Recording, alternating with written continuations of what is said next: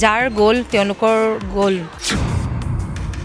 এইখিনি ৰাতি হৈছে অকলে লিড ল'ব পৰা নাই কিন্তু লগে লগে গাৰ্জিয়ান পক্ষত জনাই মেলি বা মানুহখিনিক সহায় কৰিব লাগিছিল আইন সকলোৰ কাৰণে সমান মই এইটো নাভাবোঁ আৰ্টিষ্টৰ কাৰণে বেলেগ বা অমুকৰ কাৰণে বেলেগ আইন সকলোৰ কাৰণে সমান নন্দিনী কাশ্যপৰ কথাটো ইতিমধ্যে সঁচা মানে বৰ দুখ লগা ঘটনা সিদিনা আজি সেই আৰ্টিষ্ট হৈ পেলাই বহুত বেয়া লাগিছে এইখিনি আমি থিয়েটাৰৰ মাজত থিয়েটাৰ কৰি আছোঁ যদিও সেইখিনি আমাৰ কথা বতৰা চলি আছে যাৰ গ'ল তেওঁলোকৰ গ'ল মানে যাৰ ঘৰৰ পৰিয়ালৰ যি ক্ষতি হৈছে যাৰ ল'ৰা তেওঁলোকৰ মানে তেওঁলোকে মানে অনুভৱ কৰি আছে এইটো আজি মোৰ হ'লে ময়ো সেইখিনি অনুভৱ কৰিম কাৰণ বাহিৰা মানুহ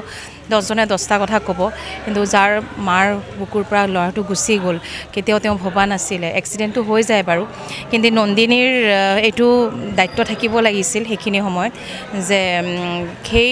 যেতিয়া এক্সিডেণ্ট মুহূৰ্তত তেওঁ যদি উপস্থিত থাকিবও নোৱাৰি যে ছোৱালী মানুহ বাৰু ঠিক আছে এইখিনি ৰাতি হৈছে অকলে লিড ল'ব পৰা নাই কিন্তু লগে লগে গাৰ্জিয়ান পক্ষত জনাই মেলি বা মানুহখিনিক সহায় কৰিব লাগিছিল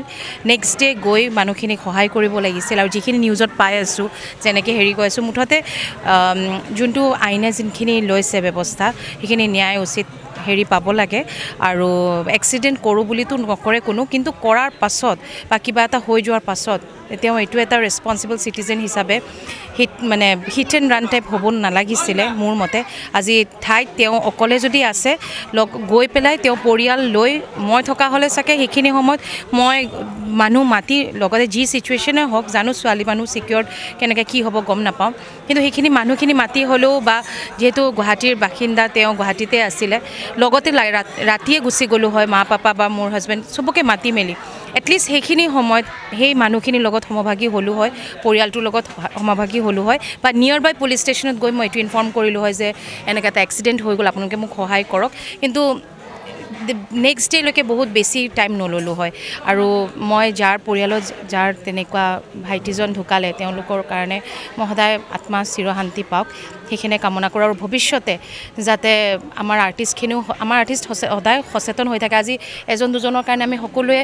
কথা শুনিবলগীয়া হয় কিন্তু আচলতে এইটো নহয় চবৰে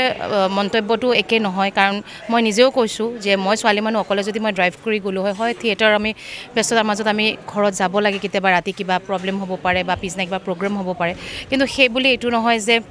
সেইখিনি ঠাইত যদি নাথাকিলেও হয় লগে লগে নিয়াৰ বাই পুলিচ ষ্টেচনত যাব লাগিছিল আৰু নহ'লে ঘৰৰ পৰিয়াল একেলগে মাতি মেলি সেই ল'ৰাজন সেই পৰিয়ালৰ লগত এক হৈ থাকিব লাগিছিল মই সেইখিনি বিচাৰোঁ আৰু উচিত